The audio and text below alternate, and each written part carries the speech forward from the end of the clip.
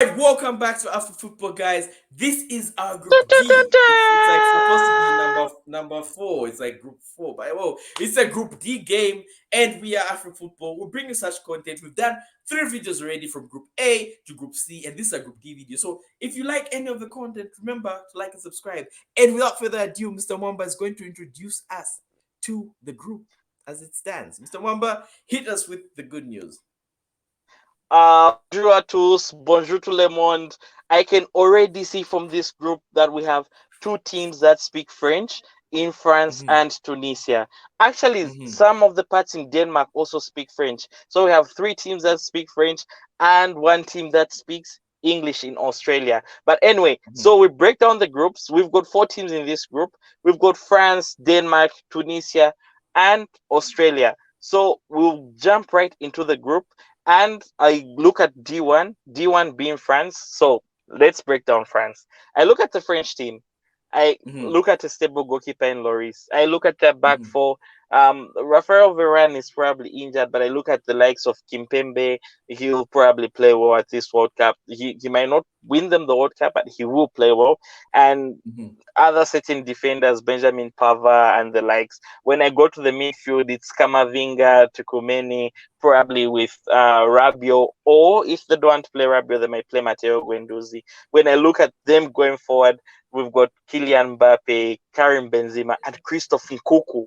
So Mm-hmm. I look at this French team, there are no doubts about it. It's Mm-hmm. France finishing first. So Oh, La okay. Première Équipe, c'est la France. Okay. See, guys, Afro football has an French speaking commentator. So if you guys want to watch anything, the Je ne sais quoi, we have Mr. Montblanc. He's going to be here and give you a great performance. But yes, definitely France. I'm going to say something that is not controversial, surprisingly. We've been giving controversial takes, but there is the case of the former champions being eliminated in the group stages in the game after. France started that curse, but I don't believe that curse is going to continue. They started it and they're definitely ending it. I am going to give France a position, but the things that I have to say is this position is subject to change in future. I might decide to come back and change it because one, no Paul Pogba, no Kante, depending on where you come from and how to pronounce it. Those two are out of the squad. And that makes me very uncomfortable, I'm very uncomfortable with it. I feel like the midfield is the heart, and without those guys, I think there's not much that can be done. And but honestly speaking, I don't think that would affect the match in this group because I don't see so much of a competition in this group. But going forward, France might actually face some problems in the midfield. So I was gonna give France for this group alone. Also, number one, because I don't think anyone in this group can challenge France at this moment. Mr. Mwamba, hit us with the good news. Denmark is in. Yo. Being a United fan for Denmark is, I'm going to be as biased as it gets. Denmark, it's as biased as it gets, I tell you. Denmark has Christian Eriksen. You see, like, you look at, they've got Kasper Schmeichel. They've Mhm, given us the likes of Peter Schmeichel in the past, was our goalkeeper, the mhm, last mhm, Danish player who scored a goal for Man United in 1995 for Christian Eriksen scored a goal this previous weekend. So mhm, I mhm, look at this group out here. I look at the Danish players, the likes of Christiansen. They look like a solid team. They're a team that mhm, even at the previous Euros reached the semi-finals. So mhm. without wasting any much of your time, Denmark are finishing second. Oh, okay. That's that's new. That's actually new. Okay, Denmark second. Hmm. No, definitely, Yes. guys. This pick was inspired by nepotism and favoritism because for some reason they gave Manchester players, but no, I don't roll like that, guys. Yeah, I've seen Christian Eriksen, love the guy, an amazing player. We've seen him at Manchester United. We've seen the passes he's been making. We saw the goal he scored a few days ago. Or did he score a goal? Yeah, he did. Wait, yes, right? Yes. Yes, he's No, we got to saw the go. goal. He's got to go. Yeah, he's got to go. The sliding goal by that weird pass by Bruno Fernandes. So yeah, no, I unfortunately myself, I'm not backing Mr. Mwamba based on names. I don't think the Denmark squad, the Danish squad, has impressed me as much as it was supposed to. I understand they have the Schmeichels, they have the Eriksens, but I don't think they are a good team to defeat some of the teams I actually like in this team. I believe they have a structure, but they're not the best European team out there. So I'm gonna give Denmark third. For me, Denmark is going to be number three. I don't believe in their abilities. I can't see anything in the team that shows me the structure that can show that they can beat certain teams that are in this group. So, Mr. Mwamba, Tunisia, an African team, an Arab team. Tell us something in Arabic. Show the people that you can speak some French. Oh, but again, Tunisia is just French. So you go Marhaba ahead. Hambiko. Let me just break it down for Tunisia. For all the Arabs, Maraba Hambiko. I'm just out here saying hi to the people.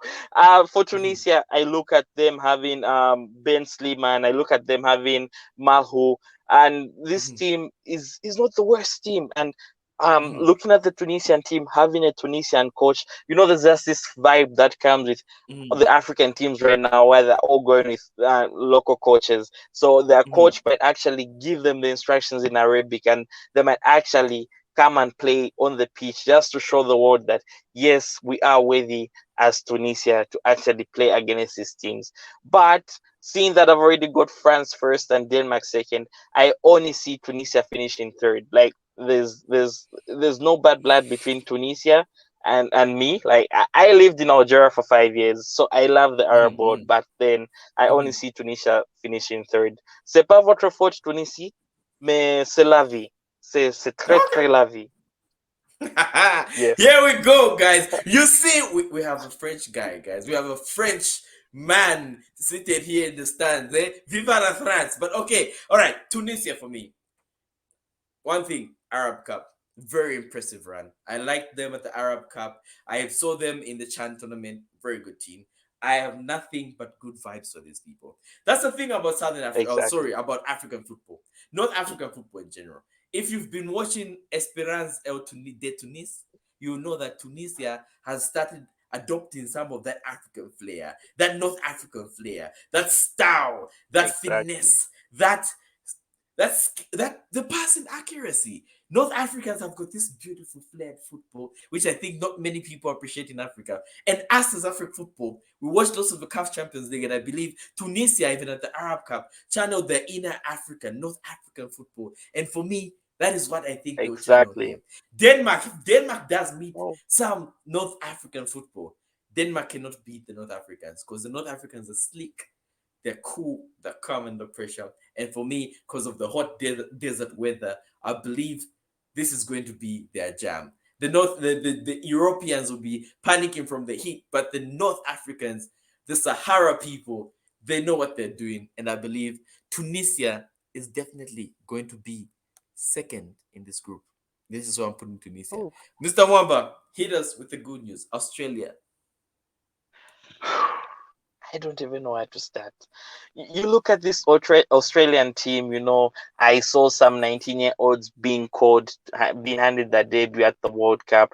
It's a team that doesn't look ready for the World Cup. The Socceroos back in the Mhm, days would be that team that would have the Team K Hills, and you'd be like, I know they're not going to win the World Cup, but they're a team you want to watch. Like you'll be like, it's mhm, Australia, and being a fan of Australian Survivor, I'll be like, yay, the Socceroos, yay. But then mhm. this World Cup, they don't give me that hype. They don't give me that flair. It's even sad to actually see this Australian team going to the World Cup. So my prediction, I won't even waste much time on them. My prediction is Australia finishing fourth, Okay. That dead was last. sweet, short, and straight to the point, guys. All right, guys. Oh, if you're enjoying this content, before I do get into Australia, remember to like and subscribe. We're trying to get to a number. A number is 11,000. So yeah, hit us with a like and subscribe. Some comments. We want to hear what you guys' predictions are for these groups. Okay, so I go. It's clear, it's inevitable that Australia is going to be number last.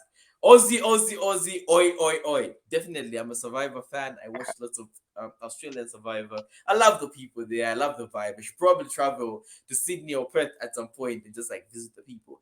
But guys, Australia has not been impressive. It's just that their qualifiers are quite easy, and it makes it easy for them to be at the World Cup. at the If World my Cup. country Zambia was playing in the Oceania region, would have had like been at the World Cup all the time. We're good. We're that good at football, guys. You guys just don't know. I said, should check us out. We're going to Women's World Cup. But yeah, we're a good team. So ultimately, I think Australia is going to finish dead last as well. There's not much of talking points. They have lots of inexperience. Their coach as well. I think he doesn't have everything figured out. I think Mr. Mumba did mention the inexperience is something that I've seen the Australian squads of 19-year-olds, some young lads, no Team Cahill. There's not much going on for Australia, and I believe they're probably going to be dead last in this group. I don't think they can even beat Tunisia, so yeah, that is it. And so, guys, we are at the end of our video. If you enjoyed this video, remember to give us a like and to subscribe. Mr. Wamba, tell us anything. When are we expecting to have the remaining groups? So guys, you should expect the remaining groups in the next coming 2 days or so. We'll drop the remaining 4 groups, and also watch out for us as we drop the round of 16 predictions when the round of Mhm. 16 matches are about to start. Like, you just take our advice for it and you go and bet for it. And don't forget to subscribe.